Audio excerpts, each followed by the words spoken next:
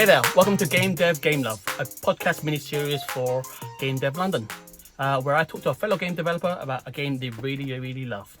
And we discuss the game as from game developers' point of view. I'm your host, Quang, from Asobitech, and today our game developer guest is... Hi, I'm Jess. I'm a technical designer at Rare, working on our upcoming title, Everwild.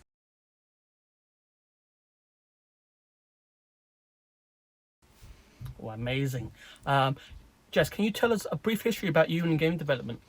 Yeah, sure. So I'm kind of like second generation game development. My dad retrained as a programmer up at Abertay University on the first year that they started doing their games programming course. So I've been running around like Abertay since I was like 4, playtesting games. So technically I have like 23 years game experience, just saying. But post that, fast forward like 18 years or so, I actually went to Abertay myself and I studied game art. And from there, my first job in industry, I was a pixel artist working at 4J Studios on the console edition of Minecraft.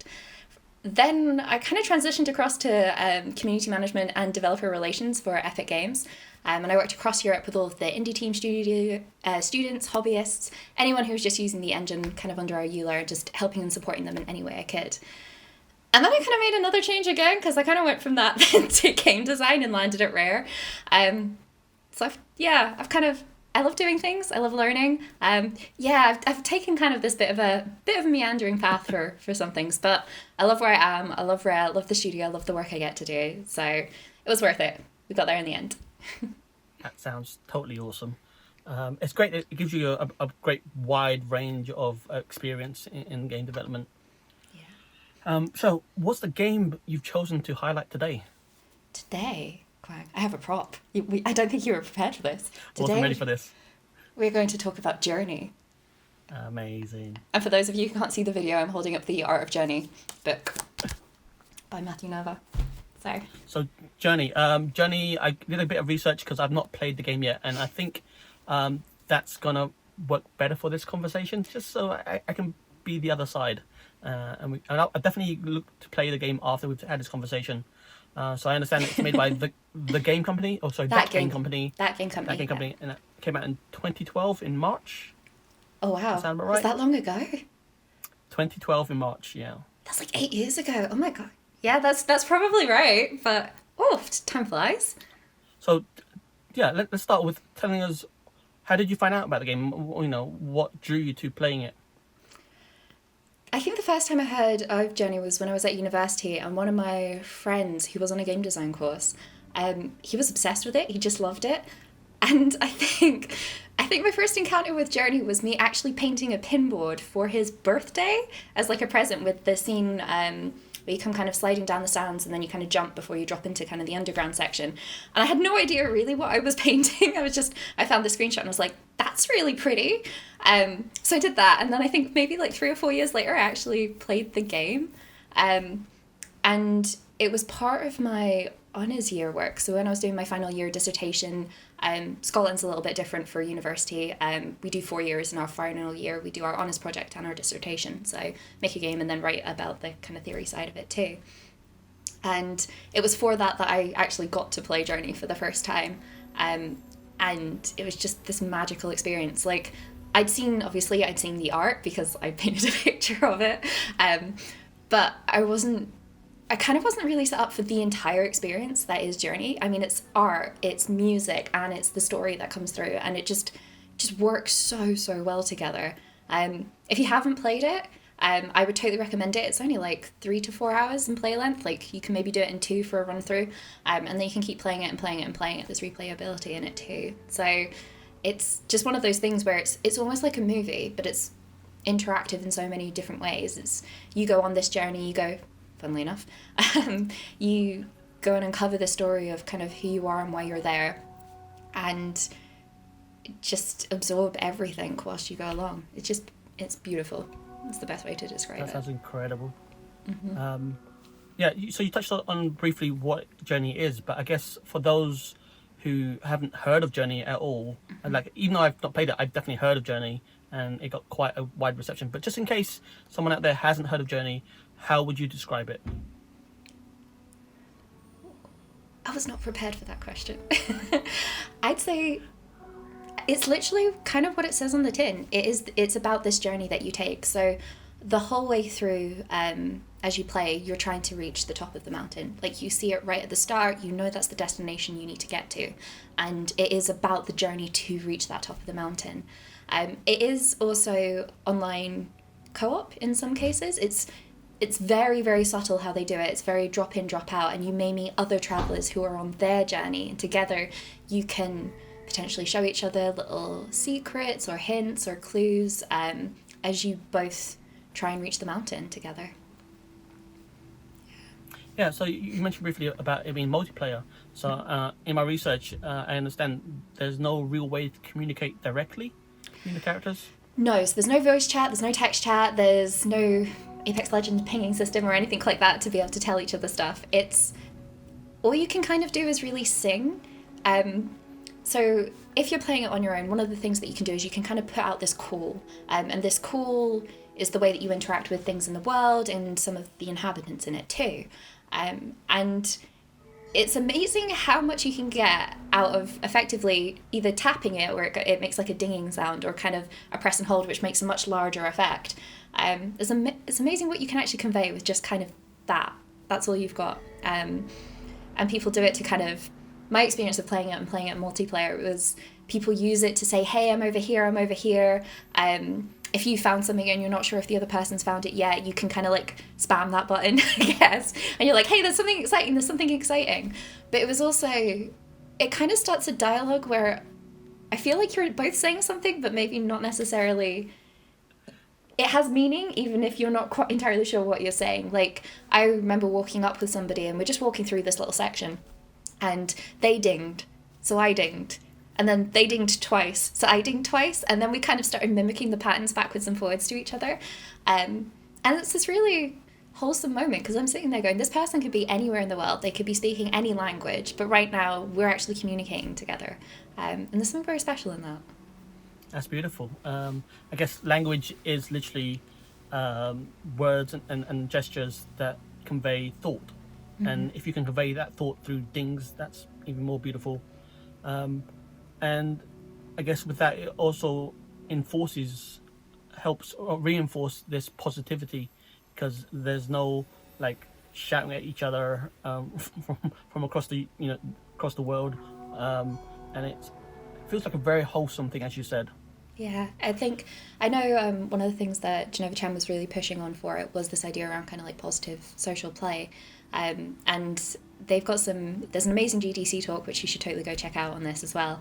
And he talks through like how they came to the system that they arrived in, and kind of the things they removed to really kind of encourage you to take that kind of positive moment to each other. And actually playing on it, it is really easy to kind of, I guess, interface with it in many ways. Like, it's drop in, drop out. So if you walk too far away from the other person, you will kind of lose track of them, and then you'll be pulled out of the session, and they might meet another traveller, you might meet another traveller.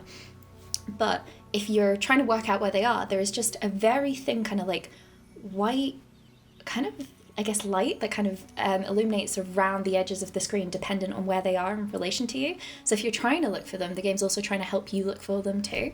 And like I said, obviously you've kind of got the dinging or the pinging sound that you can make too. And again, that's kind of spatial, so you can kind of tell where it's coming from as well and use that. So there's all these little subtle things to kind of bring you together, but you're always able to move away if you want to. Like, there was a section that I was trying to work out where I realised I was kind of holding somebody back, because I know they wanted to play through, but I was trying to search for like a secret thing, and I'm like, I've done this level like 7 times now, I'm sorry, Mr. Traveller. But I felt bad, because I'm like, oh no, they're trying to say hello to me, and I'm like walking the other way. And at that point, I had to go switch the internet off because I felt too bad for doing that to somebody else. So I had a little bit of just playing it on my own for like 15 minutes until I found the thing I was looking for, and then turned it back on so I could continue my journey with other people. But it was just that kind of feeling like somebody's out there and they were trying to communicate and contact me, and I'm like, I'm just going to hold you back. Please be free without me, kind of feeling. Yeah. It's, as you said, it journey mimics a journey, as it were. Our own journeys are going through life, and people come in and out of our lives all the time, and you still need to be on your own journey, whether it's along with someone else for a while or not. And that follows that very well. I know Genova Chen talks about it being an allegory for the hero's journey, which is a classic storytelling mechanism, and it does it very well. The three parts I remember are departure, initiation, and return. Yeah. If I remember correctly. But how do you feel journey encapsulates the hero's journey? Very well. But it does it through kind of all different aspects. It does it through kind of the gameplay, the art, and the music as well. So in the art side of things, referring back to my lovely art of book by Matthew Nava, who's just amazing. He talks about kind of the color scripting that they did for it as well. So you start off, everything's very kind of, you start off in the open desert, and the color scripting that they use through the way through, it's like you never see a blue sky until you've actually, oh, spoilers, sorry. If you haven't played the game, go do it, pause this, go play the game and then come back. You don't see it until the very end, where you've kind of you've almost reached the peak, and you actually burst through the storm clouds up into the sky to the top of the mountain, and there's the first time you actually see a blue sky. Now obviously that's blue sky would be normal to most of us unless you come from Scotland, and then maybe a grey sky. I say that as a Scottish person too, it's fine. But before that, it's different colours that lead you through it. So there's different, when you drop down into the underground section, you lose all of the gold, the reds, these beautiful kind of rosy hues, and everything becomes very cold. It's very blues, it's kind of, you pull back greys and blacks and stuff as well. So there's the colour journey that tells the story and follows it of this, everything starts off really vibrant and then drops away as it becomes kind of the lowest point in the story, and then it climaxes back up to the top again with kind of this eruption of you out into the beautiful blue sky and then the white clouds around you. The music does it too. If you listen to the music by, I think it's Austin Wintory, yeah. Thank you, Austin Wintory. I always get this the wrong way around. Again, you can hear it in the music and how things start and they build for a little while and then they drop away as you drop underground, and then it all builds again for that final kind of journey up to the top of the mountain. And you've also got it in the gameplay. Like, you start out in this really safe area, nothing happens, nothing can interrupt your game in any sort of way. There's no danger. It's just this sense of freedom and exploration. Much like, I think he also references it to the kind of our life journey. So you start out in infancy and everything's new and fresh and exciting, and at some point things kind of drop away and there's this danger as you actually enter out into the real world, air quotes around that. And from there, again, it's then that slow kind of build as you go through adulthood to this ascension at the end. So again, where you go back to things just being, I guess, kind of carefree in many ways. So everything ties together, and I think that's what makes it so strong. It's like there's never, is it like ludonarrative dissonance between the parts? It's everything works and everything's supporting the story that they're trying to tell, and that's just what makes it feel so magical. So you say the story is an important thing of it and how they take you through the story, but they managed to do this without any words at all. There's no dialogue, there's no writing, I understand. No. And as a designer, that's not an easy thing to do. No, and what's better is the way that kind of journey tells the story is there's these little cutscenes that you go through as you kind of as you exit one level and begin to enter into another. You have this moment with one of the guardians, and they kind of show you part of a diorama which explains kind of how you came to be there and kind of what happened to the world. But in between those parts, you also see glimpses of what's happening in the world as well. So you climb up through ruins which show you how they effectively trapped the cloth inside of their creations. You walk through kind of, well, what you don't find out at the beginning, but is actually the kind of the graveyard of their people before them and the people that they lost in the war and things. So everything ties back together. So you play through once and you understand the story, and then when you go back in and play through a second time, it fleshes everything out as you move through that world. So you're not just reliant on those cutscenes too. There's a lot of environmental storytelling going on. And like you say, all of these cutscenes, there's no talking, there's no words. It's almost like you're watching somebody paint a scene and it kind of comes to life, and that's what's telling you what happened. And that's enough, which is really, like you say, quite special. Yeah, that's amazing. So I've heard people describe Journey under the category walking simulator. How do you feel about walking simulators? Ooh, I'm conflicted. Because I have to admit, I wouldn't have put Journey in as a walking simulator because there's more ways for you to interact with the world. You also don't walk for most of it.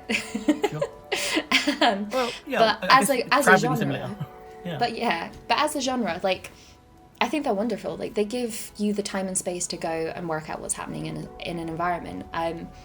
I know there's always been some contention. Are they a game? Are they not a game? Yeah, they're a game. Like you're going through an area, you're playing through an area, you're experiencing what's going on. It's a different pace and it's a different way of interacting and learning from a world and exploring the world in many cases. So yeah, a lot of love for them, but I would definitely push Journey probably to the top end or further end past what just a walking simulator. I'm trying to remember the last one I played and I've totally forgotten the name of it. It's the one that won the BAFTA. This is awful. Everyone's done What Remains of Edith Finch. Okay. Yeah, and that, like, again, wonderful game. Utterly wonderful. I had so much fun playing through it. But for me, that was you're walking through a world, you're getting kind of narrative points coming up and through it, and you're trying to piece everything together and I think maybe more the onus is on you to work out what that story is, where I think Journey is a lot more explicit in its storytelling. It is showing you what's going on. It's not just pieces, but then it leaves space for you to then kind of fill in the rest of it around it too. So I'd put them slightly different categories. No, that's fine. I've only heard some people describe it as a walking simulator, and I guess there's this idea of categorization of games gets very lucid between some games. Yeah. And I think by hardlining what category the game is, it limits you. Yeah. So I think it's great that other people can have a different viewpoint on what kind of game it is. Yeah, and I agree with you there. Like you say, I think there's a lot of overlap between different genres just in games in general, because we're kind of blurring what those lines are. I mean, before I think everything used to be, oh, this is a platformer and this is this, but now you've got platforming elements in action games and all sorts of things, and everything's kind of learning from each other and spilling over into each other, and that's good. I mean, if it puts it in the category of other games that people might enjoy as well, if they've enjoyed this kind of experience, I think that's really cool. I think kind of more modern stuff, I'd probably put A Short Hike in with Journey as well. Have you played A Short Hike? Not played it. I know about it, but I've not played it. Oh, beautiful game. Totally check it out. Funnily enough, you're trying to get to the top of a mountain on this one too. But again, it's about you've got a destination. You always know your destination right from the start and what you need to do. It's about the stories that happen as you go through it. So, yeah. So I understand that they did a deal with Sony to make a 3-game deal. They make Flow, Flower, and Journey. Yeah. Have you played either Flow or Flower? Yeah. Played both of them. And how do you think how they connect with Journey, and how are they similar, or what do you think? I think you can definitely see kind of the thought process and the exploration process through it. So Flow, if you haven't played it, is I don't think you're like an undersea creature. I'm trying to work out the best way to describe this. And you can eat things that are smaller than you and be eaten by things that are bigger than you. And you're trying to effectively like grow in size. And you can do this by pushing yourself forwards, upwards or downwards through the depths. That's the best way I can describe it. Sorry. I'm not doing this justice at all. I'm so sorry. But you can start to see there, they're already starting to experiment with, like, what is the game? What does a game need to be? There's no, I guess, hard objectives or limits. Like, it's endless. You could keep going up and down as much as you want to. There's a lot of freedom for you as a player. And then taking that into Flower, where you play as a petal, and then as you flow through the wind, you gather more and more petals with you, you bloom more flowers, and that's how you kind of work your way through the kind of levels. And I think from Flow to Flower, the biggest difference is maybe the storytelling work in it. Like in Flower, they start to bring in different themes, so it's not just you on your own trying to kind of grow into something bigger.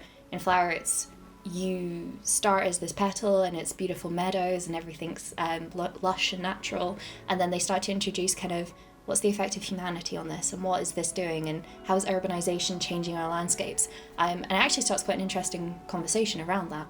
And again, I think they start tying more of the music, and I've got the Flower soundtrack playing in my head now because it's a beautiful soundtrack too, and you can start to see that connection of the art and the story and the music start to really kind of solidify in Flower.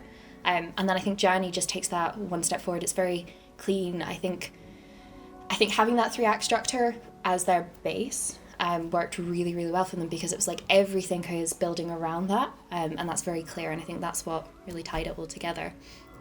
So I think there's definitely a kind of as you play through the different games, there is definitely an evolution through them too, of kind of the studio and the ideas that they want to explore are definitely maturing and kind of solidifying in a lot of ways. Yeah, that sounds great. So I understand that Sony gave them a year to make the game originally, and it ended up taking 3 years. I'm sure that's something you've seen quite a bit of, games taking a bit longer than... It's one of those things, right? You take an estimate, then you double it again just for safekeeping, and that should probably give you about the time it's going to take.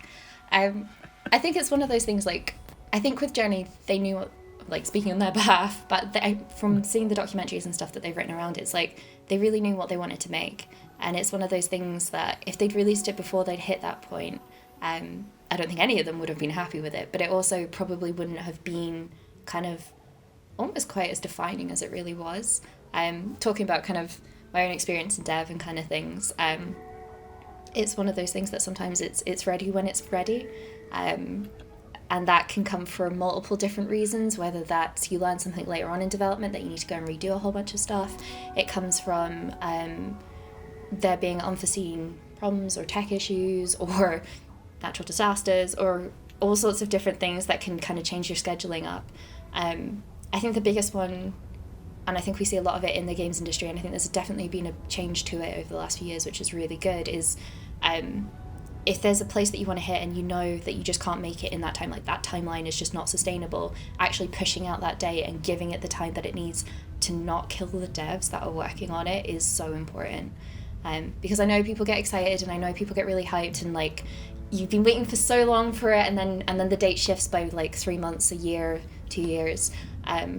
But as being on the other side of that, as someone who is, making these kind of products and stuff, it's like, I love my job and I love my work, but I couldn't do it for 14 hours a day, 7 days a week. And I've seen people who have done that, and it has destroyed them, and it's destroyed them and their friends and their families, and it's just not worth it. So actually, kudos for a team for being able to push it out, and kudos for like publishers and stuff as well to be able to kind of accept that and be like, hey, if we want to put out a really great game that really connects with our audience, like, and look after our dev teams as well, like, we've got to find this balance. There's something's got to give, and in this case, it's time, right?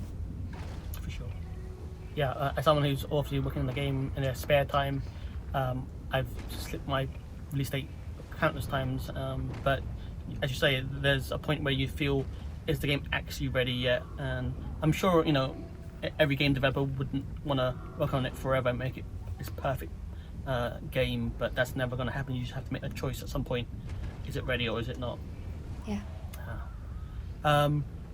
So if you were to make a sequel to Journey, what would you take from the original? What would you change? What would the sequel be? So I think there's a really interesting point there, because I think actually Abzu really captured a lot of kind of a spiritual successor in many ways to Journey. So Abzu was done by Giant Squid and 505 Games, so it was a company set up by Matthew Nava. So after he left that game company, he went and started up his own company, and you can kind of see a lot of things that he took from Journey and from his experience there, and kind of the inspiration behind it. Again, another, like, the actual best swimming game I've ever played in terms of just like fluidity of mechanics, so go and check that one out too. But if I was to go and do one, I think for me the main thing that I would take from it actually is about having a really clear idea of what you wanted to do with it, and then making sure everything that you're doing is coming back to that point. I mean, Journey, like you say, was based around the 3-act, the hero's journey, which a lot of kind of Western media and narrative is kind of based on. And in some cases, there's maybe a bit of fatigue around that. I mean, it's very, you know what's happening. Like it's a tried and tested storytelling method, and maybe there's a bit of appetite for something different. So not kind of following it in that term, but this idea of there's a flow or a structure or a key idea or a core kind of thought behind it, and then making sure that you align everything with that, I think is the biggest thing that I would take from Journey if I was to go and make kind of this spiritual successor to it too. And also just give it gorgeous art and beautiful music as well. But also make it very accessible. I mean, Journey, you use like 2 buttons, I think. You use your call and your jump, and then your normal kind of move and your camera. I think that's pretty much it. She says. I did play it recently again. So again, it's also very easy for people who maybe are intimidated by controllers or lots of buttons and combos that you have to remember, or also from a point of view for people who can't use controllers and being able to set it up in other accessible ways through an accessible controller or something like that. Again, your reduced inputs, the less inputs you have, the more easily somebody else is going to be able to pick up and play it and be able to adapt it in a way that suits them. So those would be kind of probably the 2 things I would take from it. I'm really excited now. I never even thought about doing that, Quang. One day. And if you actually were on the team that made Journey at the time, what things would you have wanted to add or change? So, Journey actually inspired my final year dissertation and honours project, and it was around, what was the academic title? It was an exploration of situational awareness in an avatar's gameplay animations. Or basically, if you're in a really scary place, why isn't my character animated to look like it's scared? Why isn't there been any change in their movement? And that would have been the thing that I probably would have wanted to add to Journey. So they do some really lovely things when you're walking through the snow. You kind of, it slows the character down. You can see them leaning into the wind and things like that. So it's registering or taking notice of the environmental effects.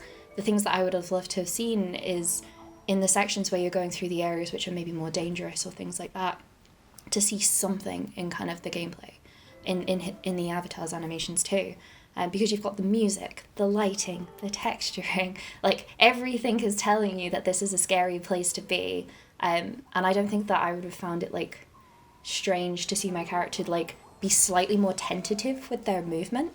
And I'm not saying they have to go like full freak out kind of thing, like I would be if I was actually in that situation, exploring really scary looking caves where there's a monster thing that makes terrifying noises.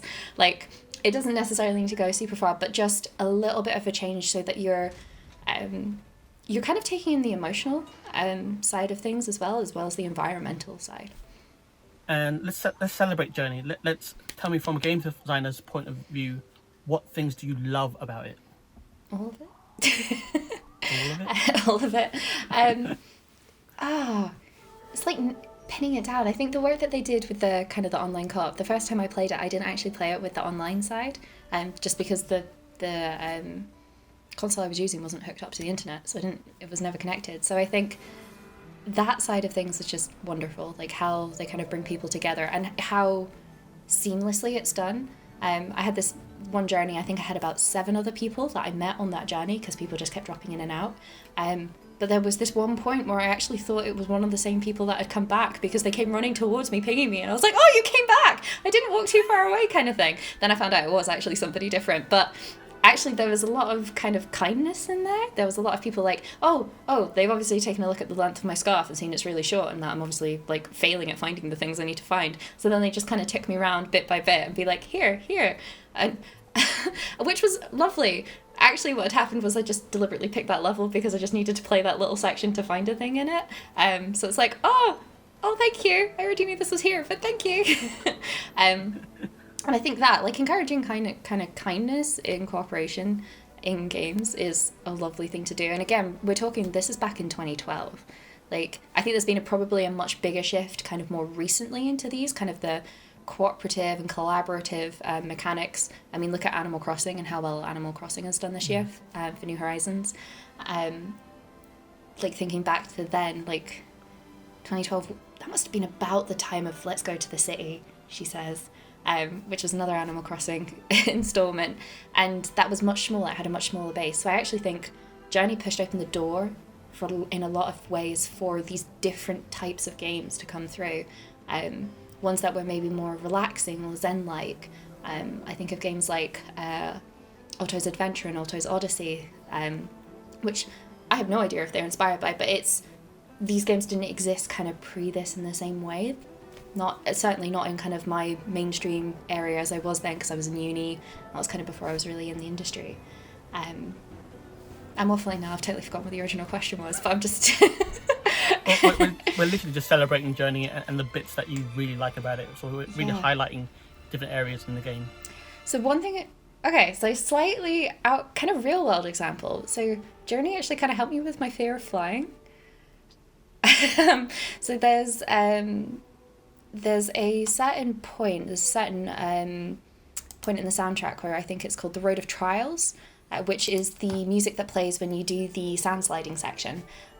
What I used to do, because I used to have kind of quite a big fear of takeoff and landing, and I would time playing the start of that music, because it starts with do do do do, and it like off it goes kind of thing. So there's a kind of like a pause before it, and then the music kind of really comes in really quickly, and I would kind of hold it and wait for the engines to spin up, and then I'd hit play. So as you're going off down the runway and everything's picking up, I've got this music playing, and just it actually became a total ritual, because I used to have to do a lot of flying when I was at Epic, and that kept me going. So then when you're up in the air, and it was really funny because it's got these beautiful kind of lovely elevated moments in the music, almost ethereal, and it almost always kind of timed up with the point where the planes kind of hit the top point and then it's kind of banking to one side or another, and it just fitted. And it was kind of the similar on the way kind of coming down when I know I was coming in for landing. I would put it onto the last track in the soundtrack, and I would try and time that part up so it was all, again, very ethereal as you were kind of coming down, and then it very kind of gently kind of fades out as kind of the plane was like stopping and kind of taxiing in kind of thing. I must have listened to that soundtrack like hundreds of times now with all the different flights I was taking. But yeah, that's always stuck with me, and it reminded me kind of obviously of the game and the moment in the game. It's got such an iconic soundtrack, you really can pick out what part of the game you were in when you listen to the music. And obviously, because I loved it so much, it was happy thoughts in a very stressful time. But it also just fitted in real life. So that's one of my big celebrations of Journey, of just actually how it helped me with my fear of flying. Yeah, that's great, because Austin Wintory, I believe he won awards for the soundtrack for Journey. Yeah. And I believe the guy's Steve Johnson, I want to say, did the sound design for the game, outside of the music, obviously. And you're saying that the pinging and stuff, and environmental sounds in the game, just immersing you in the game more and more. Yeah. Is there anything else that you would want to highlight in the game? You think that it's just wonderful?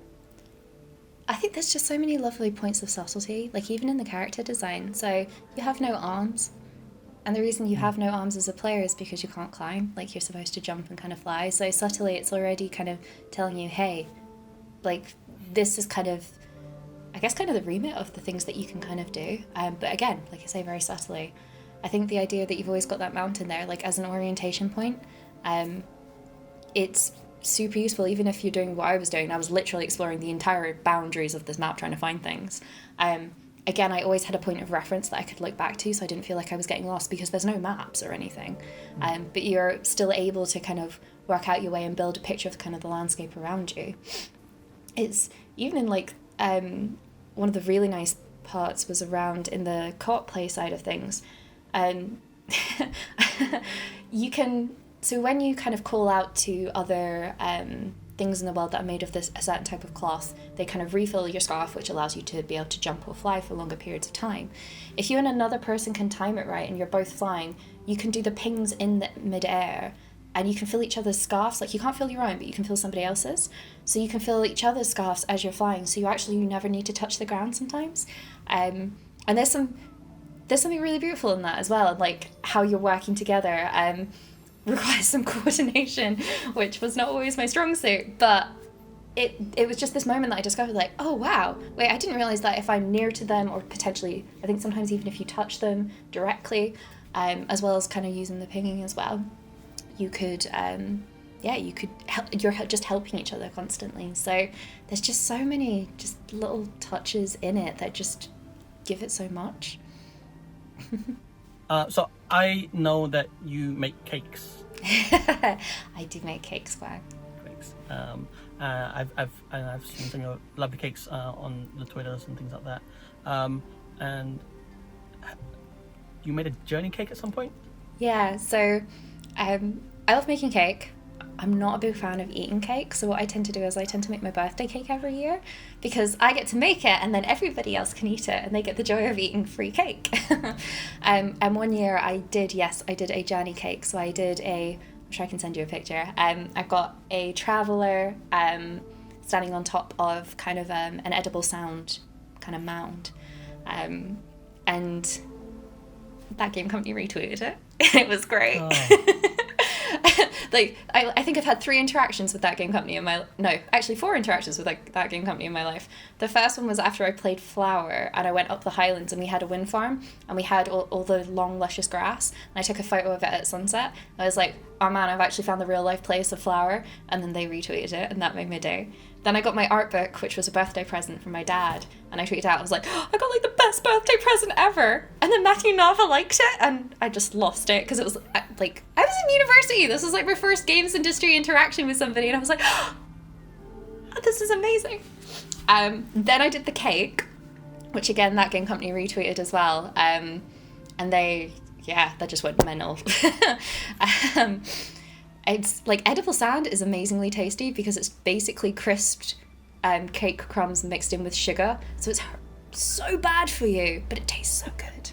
And then my fourth one was I actually got to meet Matthew Nava in person. I got to interview him when I was at Epic when we were at GDC, and it was just before Absu was coming up for release. And much like this, I got to sit there and ask him questions, except I was fangirling so hard my co-host did most of the talking. I was just like, it's one of those things, right? I didn't think it would happen to me, but like, just meeting my idol, my mind went blank, and I was just like, your work is amazing and I love it so much. And that was about all I think I ever managed to say to him. So if by any chance you're listening to this, Matt, like, you're wonderful. I love your work. You too, Genova. I promise not to fangirl quite as hard in the future next time I meet you. I promise. That's amazing. So is it right? Am I right in saying that Matt probably has influenced been one of the biggest influences in your design career? Yeah, I think Matt, and like I say, in Genova Chen as well. For me, the biggest thing around Journey was it showed me what games could be. Like, it was something so different to everything else that I was playing. I think back then, this was like my Call of Duty and Halo days kind of thing. And it was like, hey, this is different, and this is the kind of thing that I want to play. Like, this is the kind of thing that I want to go out and make as well. And it's always stuck with me. It's always been one of those games that I've always kept coming back to in different ways and looking at it in different ways too. I mean, for my honours project, I was looking at the animation side. I was also inspired to do kind of the colour concepts and things for my actual final year project and things because of the work on Journey. I mean, coming back to stuff now, it's like, as a game designer, looking at kind of the layouts and the play between people and things like that as well. It's always just been something I've always kept coming back to. And I'm so happy that there are just more games that have this kind of flavour to them now as well. I really think whenever I'm beaten over the head with people who, don't work in the games industry, parents and stuff, I'm talking like even some of my aunts and uncles, and they're like, oh, video games are violent, kind of thing. You know the rant, Quang. I can point to games like Journey and be like, that's not true. Like, that's a very, unfortunately, the pot that gets on like TV and stuff is a very small slice of like all of the types of games out there. And my biggest thing about our industry is like, there is a game out there for you. I mean, 8,000 games were released on Steam last year alone.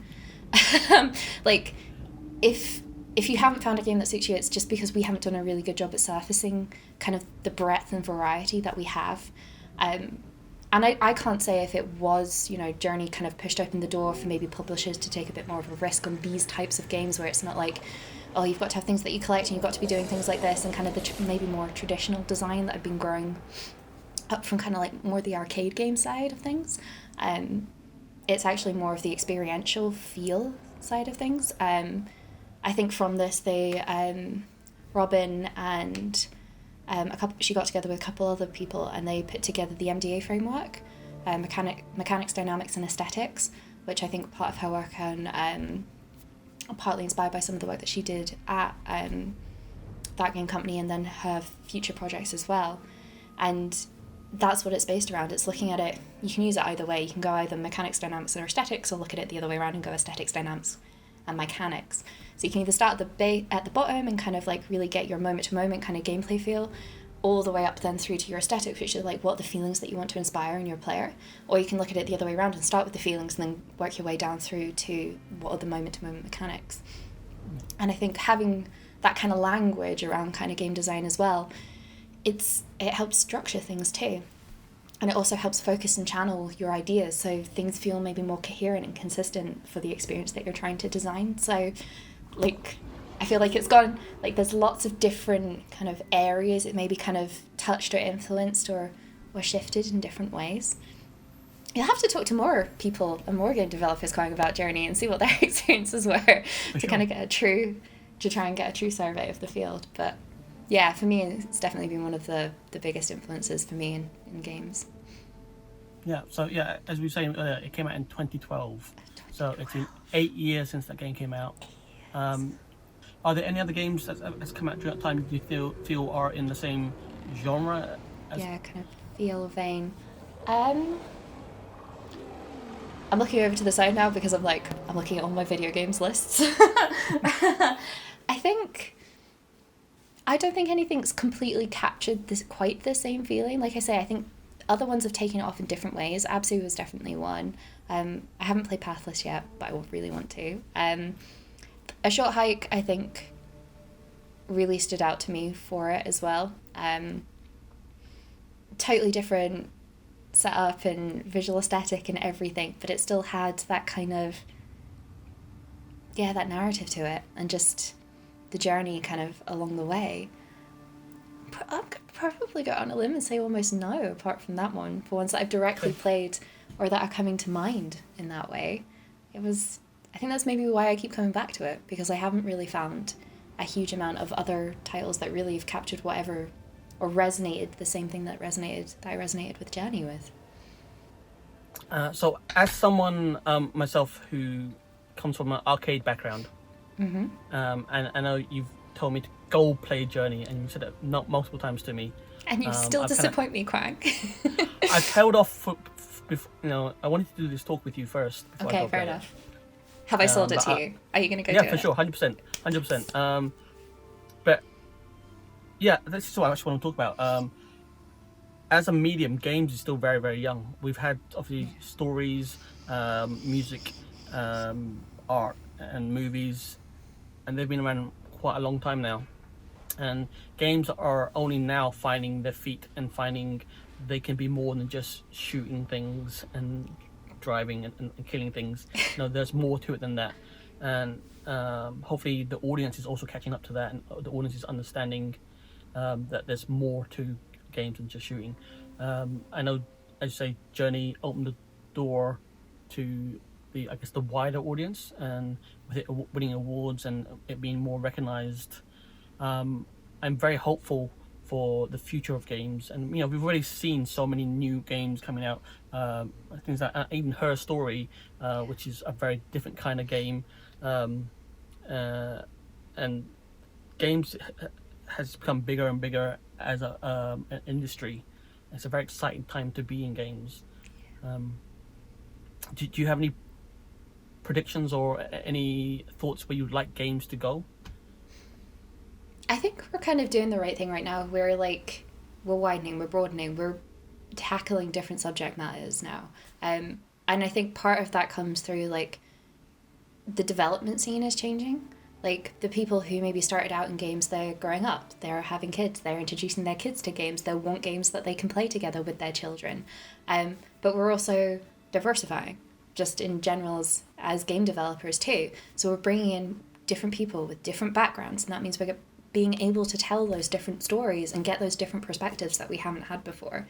It also means that you've got more people in there who represent different audiences as well, and what they would like to see in games and what they would like to play through too.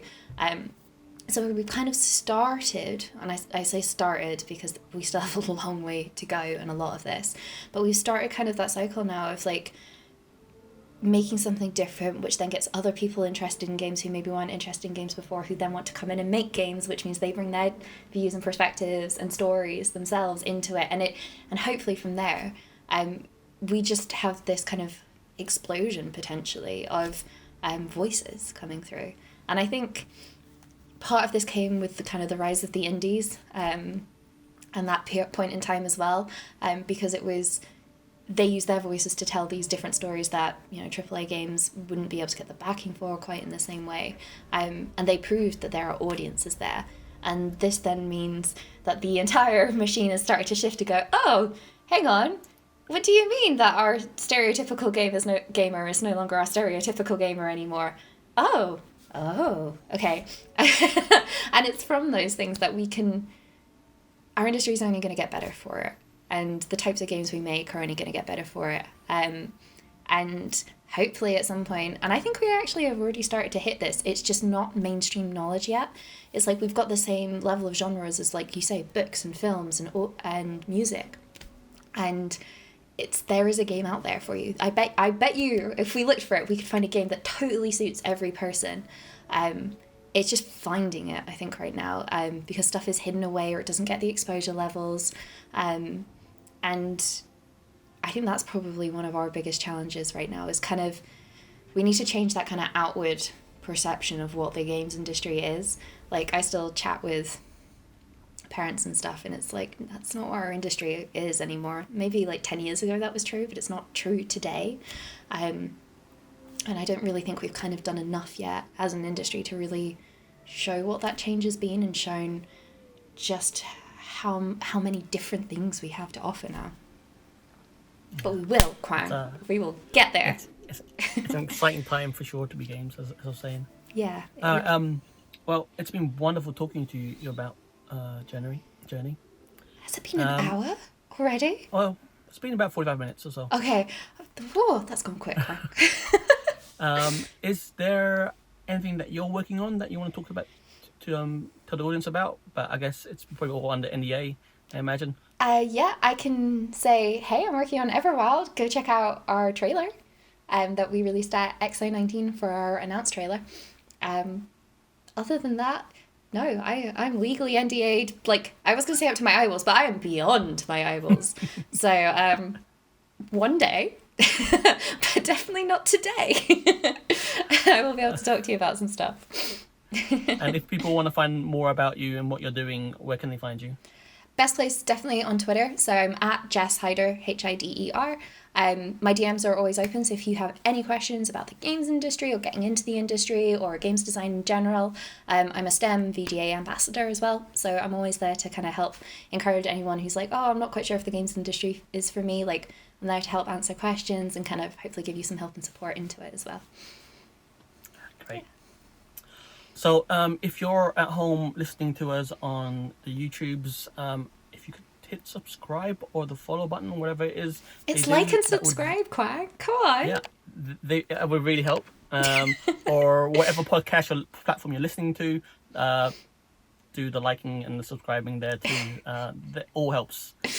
Thank you everyone for listening to Game Dev Game Love, podcast mini-series for Game Dev London.